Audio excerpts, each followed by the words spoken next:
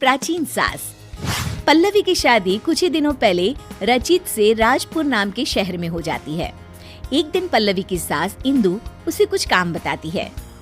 बहू, ये मिर्चियाँ ऊपर छत पर सुखा दे, इन्हें कूटकर मिर्ची पाउडर बनाना है। पल्लवी को इंदु की ये बात सुनकर हंसी आ जाती है। अरे मम्मी जी, आजकल कोई भी मिर्ची घर पर नहीं कूटता, बाजार से ही खरीद लेते हैं सब।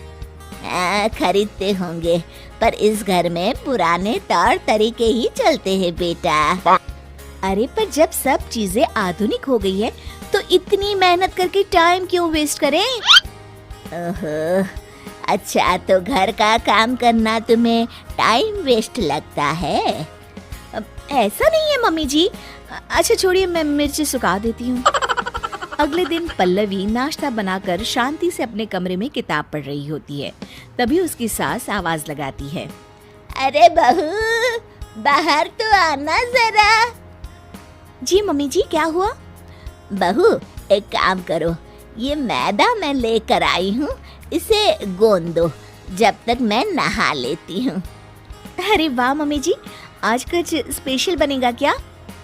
अरे नहीं नहीं, मैंने देखा रसोई में आज जौ खत्म हो गए, तो सोचा आज हम दोनों मिलकर जौ ही तोड़ लेते हैं। पल्लवी ये सुनकर चौंक जाती है। क्या? जौ हम तोड़ेंगे? मम्मी जी, उसमें तो पूरा दिन बीत जाएगा। हाँ तो क्या हुआ, अच्छा है ना, काम करते करते दिन बीत जाएगा। अरे मम्मी जी, जौ तो बाजार में भी मिलते हैं बने बनाए, फिर क्यों ये सब? अरे बहू, तुमने फिर मार्केट की रट लगाना शुरू कर दिया। तुम्हें बताया था ना कि हमारे घर में ऐसा ही होता है।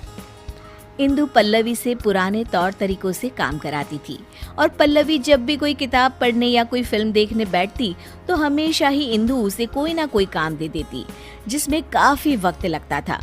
पल्लवी को ना ही खुद के लिए समय मिलता था और ना ही अपने पति के लिए। सुनिए जी, आप मम्मी जी को कुछ कहिए ना कि वो घर में मिक्सी ले आए, सिलबट्टे से तो मेरे हाथों में ही दर्द हो जाता है। अरे अब मैं क्या बोलूं, तुम दोनों के आपस का मामला है। और वैसे भी घर की बनी हुई चीजों से जो हमारे घर में खाना बनता है ना, बहुत स्वादिष्ट होता है। मेरे ऑफिस वाले तो बहुत तारीफ करते हैं। अरे खाना बनाने के अलावा जीवन में और भी कुछ काम होता है कि नहीं? ये किताब ही ले लीजिए, 1 महीने से इसे मैं नहीं पढ़ पा रही हूँ। मम्मी जी के इस तरह के काम से इतनी थकान हो जाती है ना कि कुछ करने का मन ही नहीं होता, और ना कहीं घूमने जाने का। ओफो पल्लवी, मैं तुम्हारी इसमें कोई मदद नहीं कर सकता, प्लीज मेरा सर मत खाओ। ठीक है, तो फिर ये समस्या अब मैं अपने तरीके से ही सुलझाऊंगी। अगले दिन इंदु अपने कमरे से रसोई में आती है तो देखती है कि वहाँ गैस ही नहीं है और एक चूल्हा रखा हुआ है। ये चूल्हा यहाँ क्या कर रहा है और हमारी गैस कहाँ चली गई? तभी वहाँ पल्लवी आ जाती है। उसके हाथ में बहुत सारी लकड़ियाँ होती है। अरे बहू, ये क्या कर रही हो?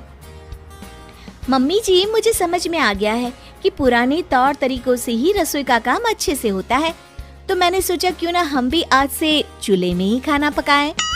इंदु को ये बात कुछ हजम नहीं होती।